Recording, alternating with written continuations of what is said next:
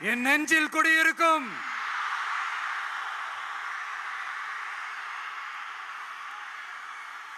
புதுச்சேரி மக்கள் உங்கள் அனைவருக்கும் என்னுடைய வணக்கம்.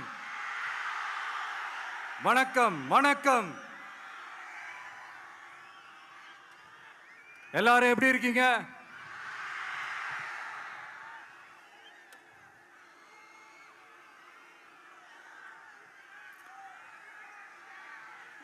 இந்த ஒன்றிய அரசுக்கு தான் தமிழ்நாடு ஒரு தனி மாநிலம், புதுச்சேரி ஒரு தனி யூனியன் பிரதேசம். அவங்களுக்கு தான் தமிழ்நாடு தனி, புதுச்சேரி தனி, இப்படிலாம் இருப்பாங்க. ஆனா நமக்கெல்லாம் அப்படி கிடையாதுங்க. நாமெல்லாம் வேறு வேறு கிடையாது. நாம் எல்லாரும் ஒண்ணுதான்.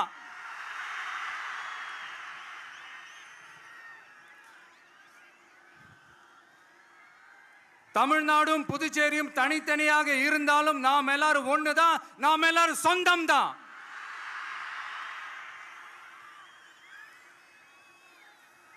வேற வேற வீட்டுல, வேற வேற ஊர்ல, வேற நாட்டுல, வேற ஸ்டேட்ல இருக்கிறதுனால நாம் எல்லாரும் சொந்தங்கள் இல்லைன்னு ஆயிட முடியுமா?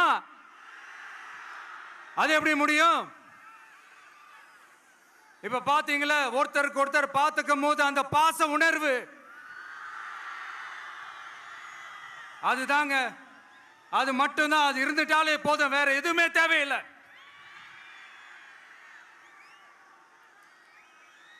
அதனால தமிழ்நாடு, புதுச்சேரி, கேரளா, கர்நாடகா, ஆந்திரா மட்டும் இல்ல, உலகத்துல எந்த மூலையில நம்ம வகைரா இருந்தாலும் அவங்க எல்லாருமே நம்மளோட உயிர் தான். அவங்க எல்லாருமே நம்மளோட உறவு தான்.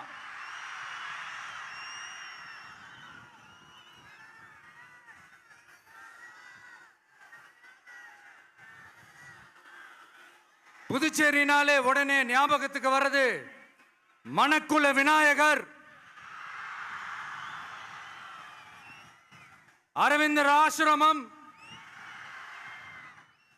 வில்லியனூர் மாதான் சொல்லி இவங்க எல்லாரும் ஞாபகத்தில் வருவாங்க. அது மட்டும் இல்ல, மகாகவி பாரதியார் அவர்கள் இருந்த மண்,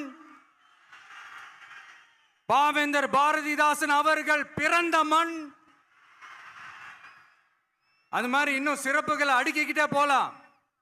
ஆனா அரசியல்னு வந்துட்டா ஒரு முக்கியமான விஷயத்தை பத்தி நம்ம சொல்லி ஆகணும். 1977ல புரட்சி தலைவர் எம்ஜிஆர் அவர்கள் தமிழ்நாட்டில் ஆட்சி அமைச்சாங்க. ஆனா அதுக்கு முன்னாடியே 1974லயே இங்க புதுச்சேரியில அவங்களோட ஆட்சி அமைஞ்சது. அதனாலதான் அப்பவே சொன்னாங்க, நமக்காக வந்தவர் எம்ஜிஆர், அவரை தமிழ்நாட்டில் மிஸ் பண்ணிடாதீங்கன்னு நமக்கு அலர்ட் பண்ணதே புதுச்சேரி தான். அப்படிப்பட்ட புதுச்சேரியை நம்மளால மறக்க முடியுமா? அது மட்டும் இல்ல, இங்க இருக்கிற மக்கள் தமிழ்நாடு மாதிரியே புதுச்சேரி மக்களும் என்ன கிட்டத்தட்ட ஒரு 30 வருஷமா என்ன தாங்கி பிடிச்சுக்கிட்டு இருக்கிறீங்க.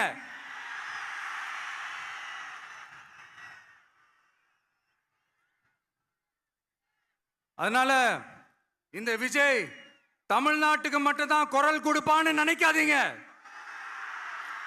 அப்படி பண்ணாத தவறு. புதுச்சேரி மக்களுக்கும் சேர்த்து தான் குரல் கொடுப்பான். அது என்னுடைய கடமையும் கூட. அதனாலதான் இங்க நீங்க ஃபேஸ் பண்ற பிரச்சனைகளை பத்தி இன்னைக்கு நான் பேசுறதுக்காக வந்திருக்கிறேன். அது மட்டும் இல்ல, இந்த புதுச்சேரி கவர்மெண்ட்டை பத்தி நாம சொல்லியே ஆகணும். இது டெஃபினட்டா தமிழ்நாட்டில் இருக்கிற மாதிரி நம்ம திமுக கவர்மெண்ட் மாதிரி கிடையவே கிடையாது. ஏன்னா வேற ஒரு அரசியல் கட்சி நடத்துற நிகழ்ச்சியாகவே இருந்தாலும் அந்த நிகழ்ச்சிக்கு தன்னெழுச்சியா வர நம்ம மக்களுக்கு பாதுகாப்பு கொடுத்து பாரபட்சமே காட்டாம இந்த கவர்மெண்ட் நடந்துகிட்டு இருக்கிறாங்க. அப்படிப்பட்ட இந்த புதுச்சேரி கவர்மெண்ட்டுக்கும் நம்ம புதுச்சேரி சிஎம் சார் அவர்களுக்கும் இந்த நேரத்தில் என்னுடைய மனப்பூர்வமான நன்றிகளை தெரிவிச்சுக்கிறேன். இத பார்த்தாவது தமிழ்நாட்டில் இருக்கிற அந்த திமுக கவர்மெண்ட் கத்துக்கிட்டா நல்லா இருக்கும்.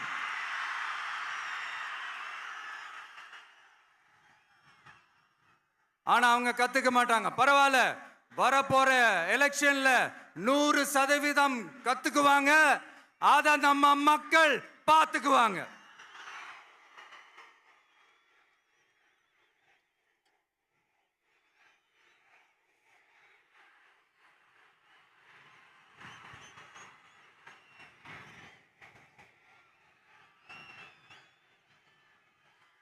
புதுச்சேரியில் இருக்கிற கவர்மெண்டோட கூட்டணி ஆட்சியில இருந்தாலும் புதுச்சேரிய ஒன்றிய அரசு எதிலையுமே கண்டுக்கல என்றது புதுச்சேரி மக்களான உங்களுக்கு நல்லாவே தெரியும். மாநில அந்தஸ்து கோரிக்கையை மட்டுமா கண்டுக்கல, இங்க வளர்ச்சி ஏற்படவும் துணை நிக்கவே இல்லைன்னு கேள்விப்படுறோம். இந்த புதுச்சேரிக்கு இன்னும் மாநில அந்தஸ்து கொடுக்கல. மாநில அந்தஸ்து வேணும்னு கேட்டு பல முறை சட்டசபையில தீர்மானம் போட்டு ஒன்றிய அரசுக்கு அனுப்பி வச்சுக்கிட்டே இருக்கிறாங்க. இந்த வருஷம் கூட மார்ச் மாசம் 27ஆம் தேதி 2025 அன்னைக்கு ஒரு தீர்மானம் போட்டாங்க. அது மாநில அந்தஸ்து வேணும்னு கேட்டு ஒன்றிய அரசுக்கு அனுப்புற 16வது தீர்மானம்.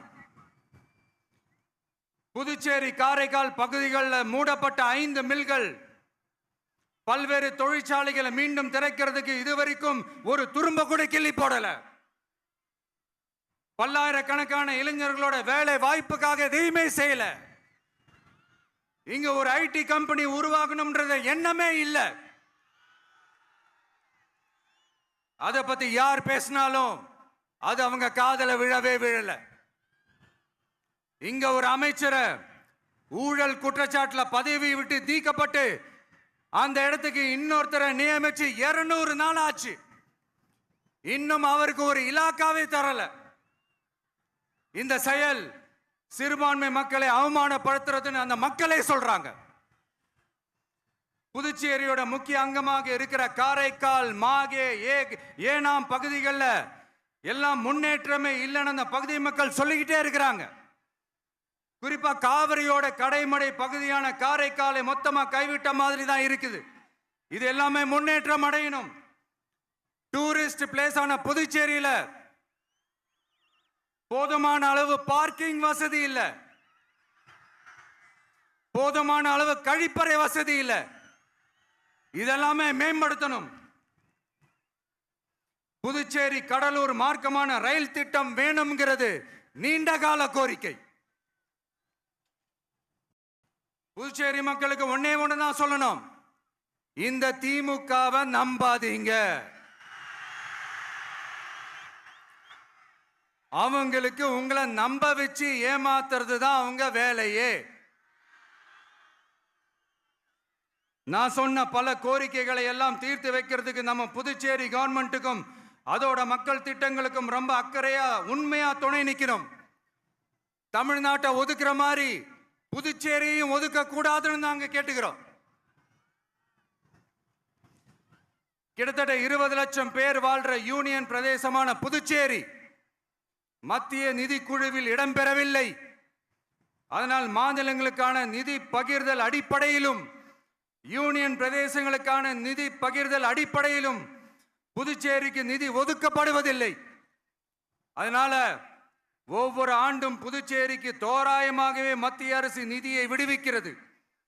அந்த நிதியும் அரசு ஊழியர்களின் சம்பளம், ஓய்வூதிய தொகை உள்ளிட்ட திட்ட செலவுகளுக்கே சென்று விடுவதால் மீத தேவைக்கு வெளிச்சந்தையிலும் கடன் பத்திரங்களை கடன் வாங்குகிறது புதுச்சேரி.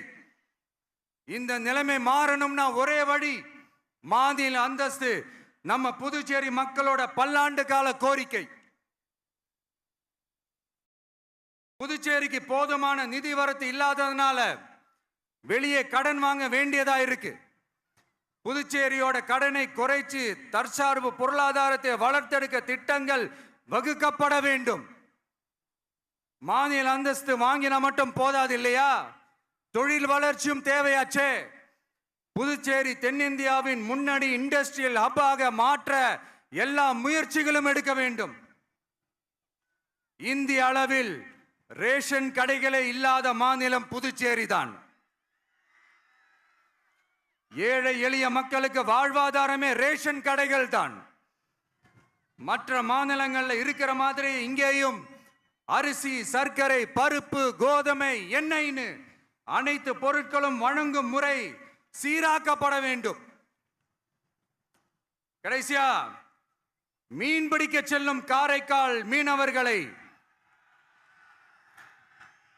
அடிக்கடி கைது செய்யும் இலங்கை கடற்படை அவர்களின் படகுகளையும் பறிமுதல் செய்து விடுகிறது. அதனால் நீண்ட போராட்டங்களுக்கு பிறகு அவர்கள் விடுவிக்கப்பட்டாலும் படகுகள் கிடைக்காததால் படு மோசமான நிலைக்கு தள்ளப்படுகின்றனர். இந்த நிலை மாற வேண்டும். நான் மறுபடியும் சொல்றேன், இந்த விஜய் புதுச்சேரி மக்களுக்காகவும் எப்பவும் துணை நிற்பான். வரப்போற புதுச்சேரி தேர்தல் களத்துல நம்மளுடைய தமிழக வெற்றி கழகத்தின் கொடி பட்டொளி வீசி பறக்கும். கான்பிடென்டா இருங்க, நல்லதே நடக்கும். வெற்றி நிச்சயம். மீண்டும் சந்திக்கும் வரை நன்றி, வணக்கம்.